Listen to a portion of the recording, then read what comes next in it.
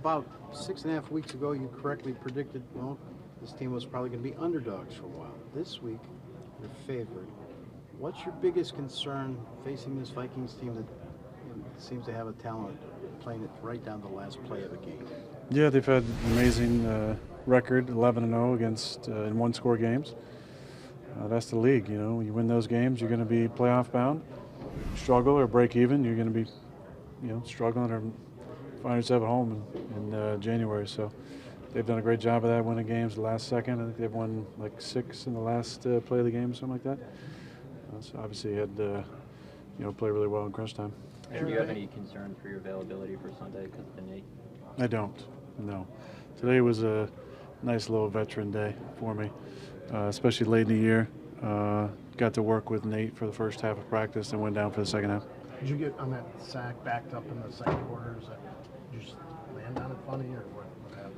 I got a lot of body weight on my knee. Had some extra flexion I haven't known for the last 20 years. So just been doing rehab the last few days. I'm feeling a lot better. Did it give you any trouble through the second half? No, I didn't. No, I mean, you saw me run around there a little bit.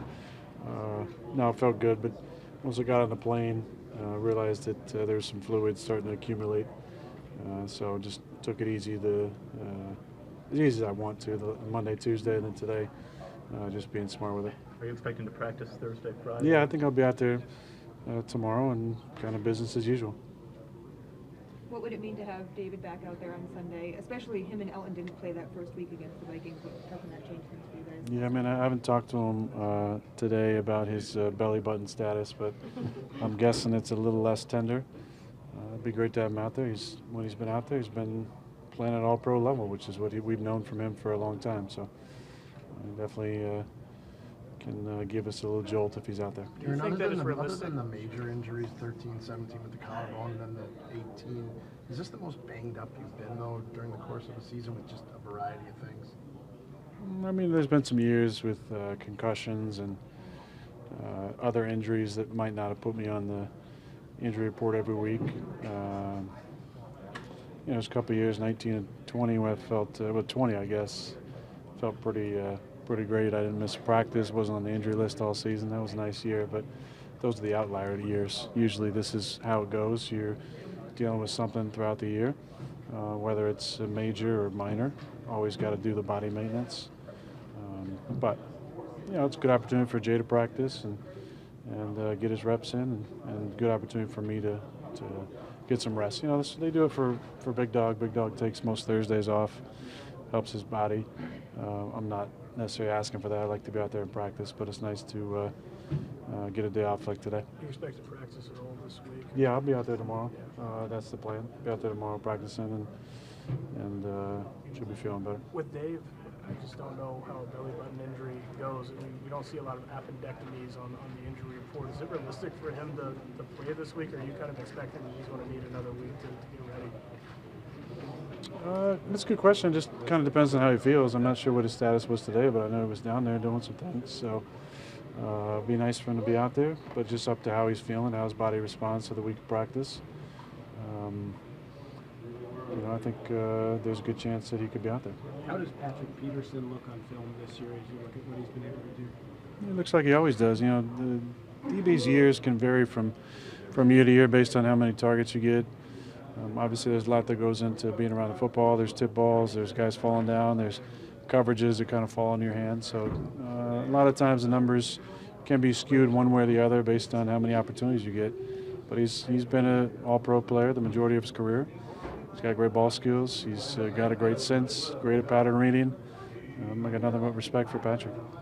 How much do you make of the film between your matchup in week 1? I know now we're in week 17. I mean, you always watch it and study it. There's always stuff to be garnered from it. They played, obviously, week 1, there's always a lot of unscouted looks, probably a little bit less in week 17. But obviously, you take a look at that, you take a look at previous years, and kind of take the body of information. As you said, Vikings have been in a lot of close games. Does that change your mindset at all going into a game thinking, okay, this is going to be a fourth quarter game? Not really. I mean, for us, they've all been 4-quarter games and a couple 5 quarters. So that's our focus, is being consistent throughout the game. I feel like we've been playing better on offense, which has been nice, and tied in with some complementary football with our defense coming up with 3 big turnovers in the fourth quarter, and then obviously the way our special teams is played with Keyshawn is we look a lot different than we did in week 1. I asked you maybe 6 weeks ago about the run the table comment. You said that sometimes you got to say things even if you don't fully believe it at the time. A month ago, would you have believed that you're staring at it as realistic of a possibility of the playoffs as you guys really are? I did. I felt like we just needed one to kind of get off the schneid. That was the Dallas game, and then we played a couple tough games against pretty good opponents. Got beat, and then we've been on a little bit of a run. I think the first 2 games are really important because they're teams we should have beat. Last week we were underdogs. Nobody expected us. Not many people expect us to win. I'm sure Rob probably didn't pick for us. Not true. You picked for us. Oh wow, you've changed the whole thing. Huh? Good for you, Bob. But we beat in most people's eyes, a better football team. So that gives us confidence in here that we can go out there. I said it, a while ago. I feel like we can beat anybody. There's been times where we look like we could lose to anybody too this season. So hopefully we come out and keep playing the way we've been playing. How do you get the red zone fixed, Aaron? I mean, it's most of the season's gone. So how do you get from where you are to where you need to get to? I mean, it's hard. We're not going to get to where we were a couple of years ago when we led the league at 80%. That's kind of unheard of. We just got to dial in on the little details and the schematics. There's been some opportunities for sure, but we just got to get all 11 on the same page, especially in those critical situational football times. That's why we've been bad on third down and red zone. We're just 10 guys doing it right a lot of times and 1 guy not. What has Aaron Jones meant to you, battling through what he's been battling through and still making it on the field for reps and Yes, it goes to the adage that there's a difference between being hurt and injured. And there's a lot of guys that are hurt. Most of us are dealing with something. And for him to consistently want to be out there week after week and put himself in a position to play is pretty impressive. I think the most impressive was the LA game when he got banged up, and I didn't think he was going to come back in the game. And then AJ got banged up, and here's 33 trotting back out. It's the kind of toughness that he has. But we don't discard that. We just have an increased amount of respect for him and the way he goes about his business, and you wish that there are more guys like that. When it comes to you feeling like you can lose to anybody at times, do you feel like you've turned a corner and put that behind you as a team now? I think so. I mean, I think that those 2 games against opponents we should have beat proved it to us that when we play our type of football, we should win those games. And a lot of it's been on the offense at times. So our inconsistency has put our defense in some tough spots, and the way we've turned the football over and been bad in situational football, it hasn't been winning football. But the last, I'd say, 5 or 6 weeks offensively, we've been a lot better. And maybe that confidence that we've kind of carried with us gives the defense a little more confidence that they're not going to have to hold them to 17 to win a football game. We've been definitely outpacing that number in the last few weeks. You've forever been a control the controllables kind of guy, Aaron. And obviously this team rallied from where you were earlier in the season. But you can't get to where you want to be without some help on the outside. How do you compartmentalize those 2 personalities? It's the reality of football a lot of times. There's so many things outside your control. Now, for a long time, we've been in control of our destiny when it comes to making the playoffs. This year's a little bit different. So we got to pull for the Colts and the Browns this week. And maybe even the Saints. And there's a lot of things that could go into that. But we'll focus on beating Minnesota and take care of our business. Whatever else happens outside of that, obviously we're hoping for good results for us that help us. It'd be great to go into the last game of the year controlling our destiny. And we know for that to happen, we need the Browns win and the Packers win. How has it felt to see all of these dominoes fall your way kind of week after week with things happening to help you guys? Yeah, it's been awesome. I can't think of really one game that didn't go our way. These games have consistently gone exactly how I wanted them to. I did see a stat a few weeks ago that based on the Vegas projections, the only game we needed to flip the rest of the season was going to be the Packers in Miami game where we'd be an underdog. So I don't know if that's still the case based on what's happened, but obviously I'm not sure the Browns will be favored against Washington. But we took care of business in Miami, and everybody else has helped us out. So we're thankful for all those games that went our way, and we need 1, maybe 2 more to go our way as well. Aaron, how, on defense, Rashawn was having such a great season. Preston's being productive. But how much has this team missed Zadarius Smith this year? I mean, he didn't play a whole lot for us in the previous year. He played real well in the playoff game against San Fran, but Z basically played the first game about, I don't know how many snaps. It wasn't the whole game. And then he didn't play till the playoffs. So we didn't get a real healthy Z for most of the season.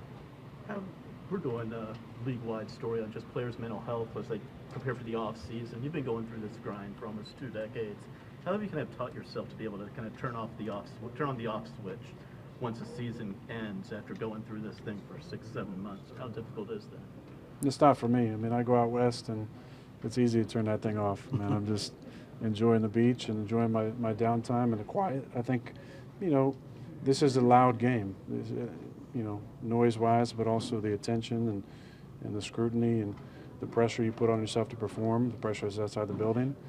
I think we all take a deep breath once the season's over, and for me, it's not that hard to get into that off-season mode and to enjoy my time away from it. I think it's important to actually take time. It doesn't have to, when you're younger, you want to jump back into workouts. When you're older, you give yourself a little bit more time. But it's more just having that balance, being able to shut that off when you get out away from here. And, it's tough when your season ends prematurely, but you all kind of get used to that off-season mode and slowly working yourself back mentally and physically into getting ready for the next grind. On that same note, earlier this week, J.J. Watt announced his retirement. Do you feel like that'll become sort of a trend in the league, guys choosing to walk away before injury forces them?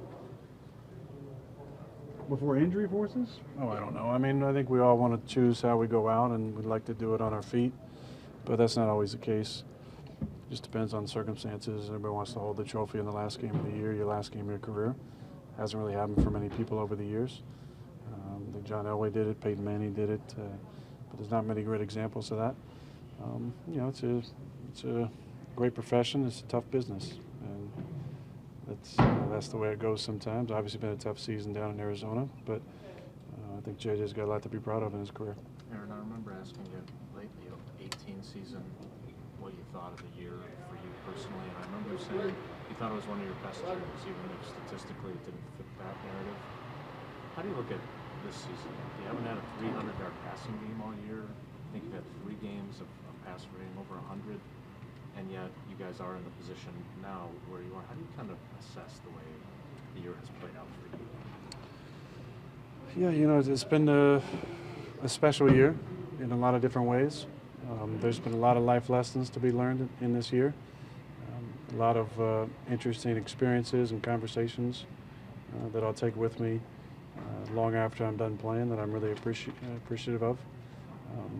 There was a question I believe Pete asked me a few weeks ago if I regretted coming back, and I said a resounding no. And I appreciate that question, Pete, because I appreciate thought-provoking questions, and actually contemplate it later, whether I did truly believe that quick answer. And after contemplation, it was the same. I love this game. I love competing. I love the opportunity to lead. I love the relationships that are formed in the locker room. I love watching the young players grow up and find their footing and find their confidence and show their personality. And there's a lot of really special things that happen outside of the X's and O's and the stats during the season.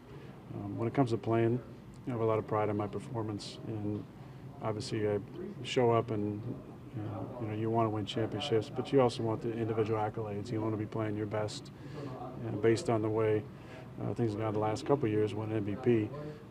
That's just the standard. And I know I've won it 4 times, and thankful for each of those seasons and the seasons I was in the mix as well. With that comes, a lot of people you're relying on, and as much as the MVP is a singular award, it does take a team around you to be playing at a high level and winning football games. That's how you get individual accolades, how you get Pro Bowl selections, and obviously we all haven't done enough to warrant really any of that, and I'm included in that. What kind of life lessons have you picked up? Are there a couple that you can? Yeah, I think I'll share those, maybe the last time we get together. At the end of all this, maybe re-ask me. So can you get You also said that when you guys have gone on runs, it's been when you've gotten hot. Have you gotten hot yet? And can you get hot now? I mean, I've been playing. I feel like a little bit better, but there's a lot of factors that go into it.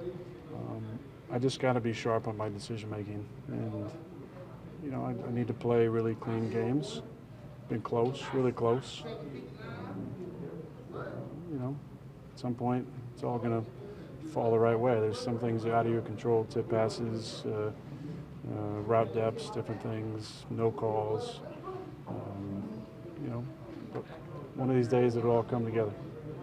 Aaron, you've talked a lot about the Bears rivalry in this space over the years. You put a lot more big games against the Vikings. Can you put in the words what Packers-Vikings has meant to you over the years? Well, they've been a little bit better consistently since the Urlacher crew kind of left Chicago. Seems to be a few more battles that had a lot more on the line. Obviously, when Mike was there, Mike Zimmer, I feel like we played a lot of big games once they got that defense rolling. Opened the stadium there one year when the new stadium came up. So yeah, it's been some really physical football games over the years. We had a game to seal the division a couple years ago there. That was a big win for us. Yeah, they've been a little bit different. The intensity is a little bit higher. Obviously, they've been playing really well. They're a better football team than Chicago this year. So anytime you're playing a really good football team, it was also a rival that kind of picks up the intensity level of the game. Aaron, what do you think of what Yash has given you since he switched over to the right side this year? Yeah, I'm proud of Yash. Yash has been a pretty consistent player for us. I like his approach. I like his demeanor. I think just watching the film back from this last week, I thought him and Zach played really well. So I'm proud of those guys. They've been battling. Yash, I thought there was stretches when he was playing left tackle where he played really, really, really well. And it's tough to make a switch. Your entire footwork is different going from the left side to the right side. Your punch is different. Your stance is different. And I give him a lot of credit for the growth that he's shown to that side. I keep bringing him up, and I don't want to beat up a dead horse, but I do feel like one of the most consistent players we've had up front all season is John. And I think John deserves a lot of credit. I think guards can always help tackles out, not just with their presence and hand placement and switching off TEs and ETs, but just helping that guy next to you with calls and reminders. And I think John deserves a lot of credit for the consistency he's shown this entire season. Speaking of the offensive line, Elton last week signed his contract extension. Versatility certainly on the line a key, but that's I believe the second largest contract for a guard in NFL history. You've got to be proud of what he's done too. Yeah, I love Elton. Elton's he's a real tough guy. He came back from a difficult injury, and I like the way that he's consistently improved this season. I think he was kind of getting his footing the first few games, moved him back to a more comfortable position for him. And next to Dave as well, they played a lot of football together, and I feel like he's settled in and started to the last 6-7 games to look like the Elton Jenkins that we know and love, and good for him on getting paid. That's always something that we celebrate in the locker room. Our homegrown guys getting second contracts and third contracts and so on. So really proud of Elton. He is a very good example of what it means to be a Green Bay Packer, and I'm really just proud of the way he's grown as a player and a person over the last few years. Aaron, what was your reaction seeing Allen's block? We get three guys corralled there, and just what dimension does that add to the offense when you have a receiver that is so proficient in that? Well, he's been doing this for a long time, so this is nothing new. We're not, with all due respect to Allen, we're not surprised by that. We're not. We're excited about it, but we're not surprised. He's been doing that for a long time. I think just about all the time he's been here. That's an important part of his game. That's what got him on the field, a bunch when he was the third and fourth guy. And that's what keeps him on the field and makes us love him so much, is because he gives up his body like that consistently. So you want your best players to be your best people. And Allen definitely is one of our best people, and he proves it week after week by doing things like that. So I was watching Jonesy on the play, put my hands up, and then looked over at Allen counting the defenders on the ground and gave him a 3 sign because I saw 3 guys on the ground. So it's pretty impressive. Aaron, I don't want to base a question on a flawed premise like I did last week. Is it fair to say that there was resistance when you pushed for Hamel to be brought back? For who?